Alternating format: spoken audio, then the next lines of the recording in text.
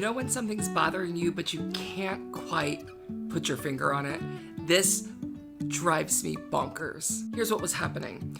I was listening to podcasts about the Bible. I was talking to my friends about the Bible. I was reading social media posts about the Bible. I was watching debates on YouTube about the Bible. And I couldn't quite figure out what this sense was on the inside of me as I was either talking or listening. It was like, you know, the unease you can have in your stomach. It's like this slight squeeze in your stomach and you just feel a little uneasy. But my mind would loop around, but I couldn't land on what exactly was the problem. Until one day it just, boom, landed. And this was the question that landed in my head. What about God? Yes, I know it's great to talk about the Bible and progressive Christianity versus conservative Christianity and all of the stuff we can talk about. And these are important things.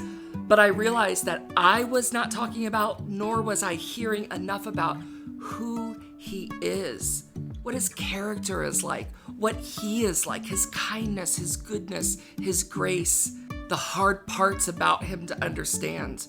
I was missing hearing and talking about him. And then yesterday, I hopped on Facebook really quick and I saw that I missed a Facebook Live from Sarah Gosnell.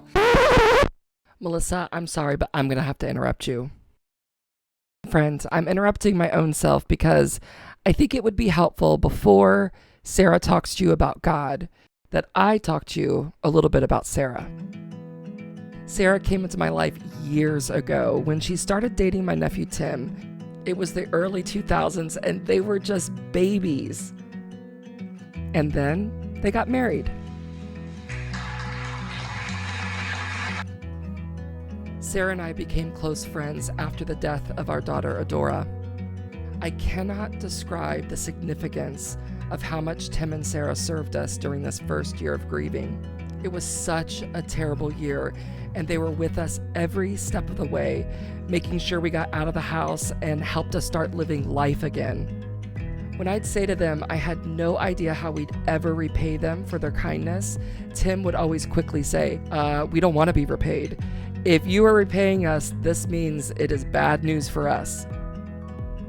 And unfortunately, that bad news did come for them. It was the fall of 2016, and Sarah was diagnosed with LMS, leiomyosarcoma. It is an extremely rare form of cancer. Obviously, I look very different because my hair is gone, but it's actually really not that bad. I'm getting used to it. If you look really close, you can see all my gray hair in the front, so don't do that. But hopefully my hair will be getting here this week. Oh, she came through on the wigs.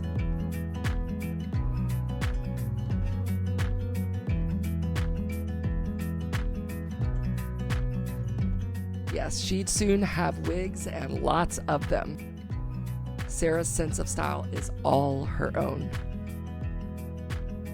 She also has jokes, cancer jokes, that I don't want to laugh at, but she's funny. And I'm sorry I look like I'm a floating head right now. It's just because it's dark outside. Because of how rare this type of cancer is, they very wisely decided to seek specialists at Sloan Kettering in New York City. This has meant lots of trips back and forth. Lots of trains, lots of planes, lots of subways, and lots of Uber and Lyft rides.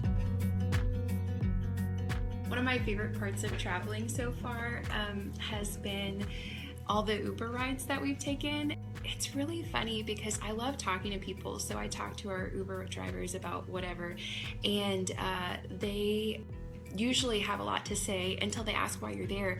And usually I'll tell them the truth. I'll tell them I have cancer, and then they'll be like, oh, well, it's like a good kind of cancer, like an easy cancer. And I'm like, no. And then they kind of get really like awkward, and it kind of shuts down the conversation. I even had one guy say, well, are you excited? And I was like, I don't even know what to say to that. She's had more chemo treatments than I can name. She's lost her hair, grown it back, only to lose it again. There's been scans and surgeries, then more scans and more surgeries. There's been good news. It was a pretty good appointment. I don't have to go back on chemo. And bad news. My report wasn't as good as I thought it would be. And there's been so much waiting. So much waiting. Waiting for scans. Waiting for doctors to call with results. And waiting on God for healing. But here's what I really want you to know. Sarah is the most unique person I know. She does things like dress up like little Eddie from Grey Gardens simply because it brings her joy. And her joy is contagious. She's the kind of person that while on chemo, she's also dropping off gift baskets, caring for and loving other people who are in need. She was born to be a mom. She mothers their son Bobby with her whole self. Okay, don't hold this against her. If she loves you, she's going to want a matching outfit. Even though she may have the best eyebrows in town, she's no saint. She is so stubborn, and she could be sassy.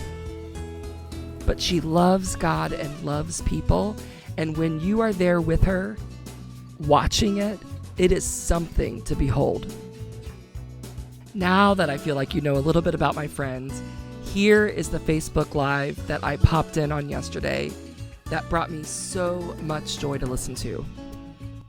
My doctors, both here in Lynchburg and in New York, agreed to let me have 5 days off extra from my chemo regimen. We went to California, and it was really good. When we were in San Francisco, so we saw like the enormous redwoods. We didn't even go to see the biggest redwoods like in Yosemite. We saw the coastal redwoods at Muir Woods because it was a little closer.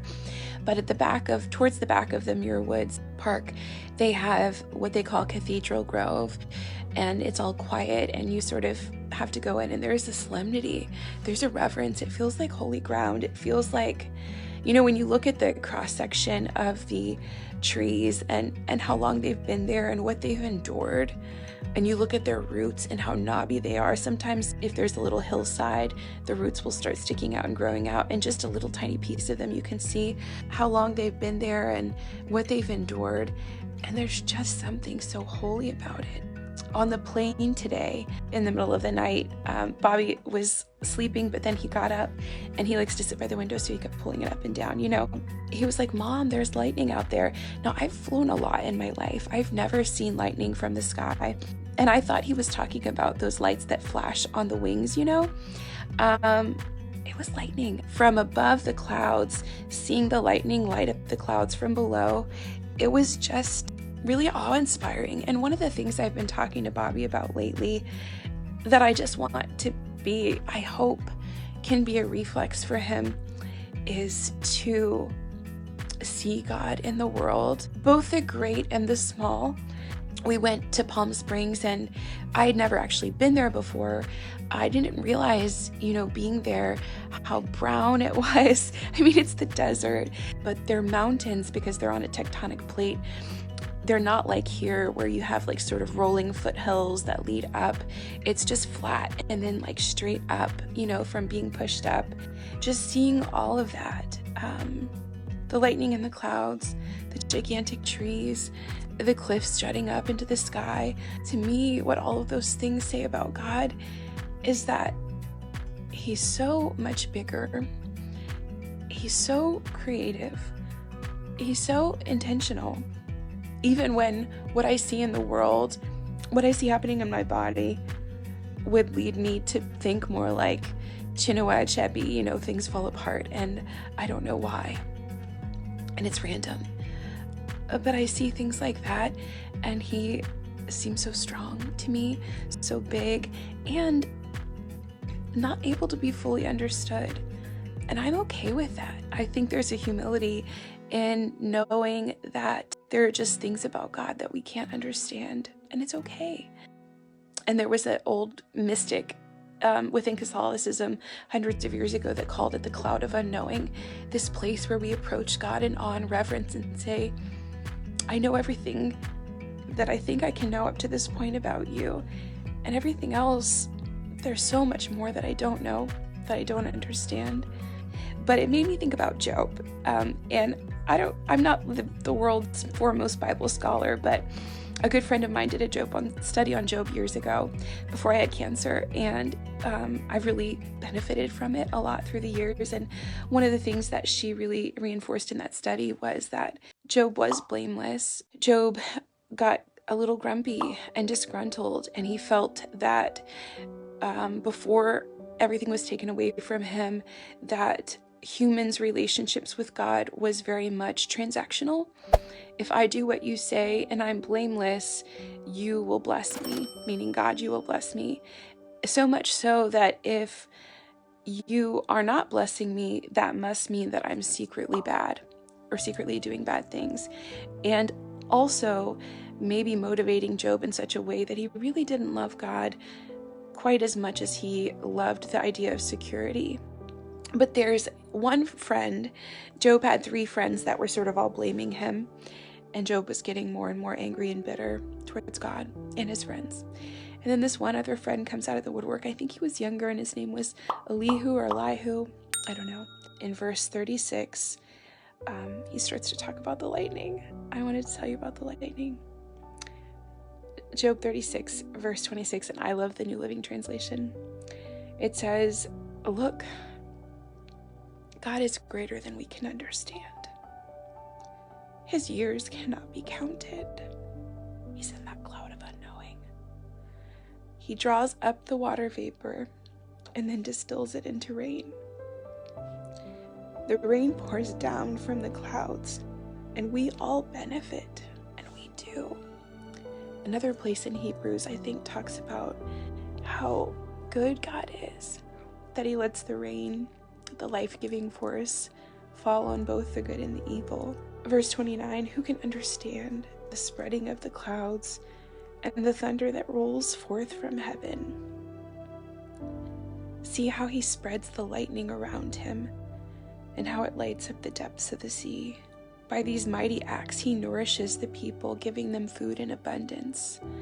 He fills his hands with lightning bolts and hurls each at its target. The thunder announces his presence. The storm announces his indignant anger." I felt like it was such a gift to be able to live in a time and a place and a day where I can sit above the clouds and watch the thunder from that perspective.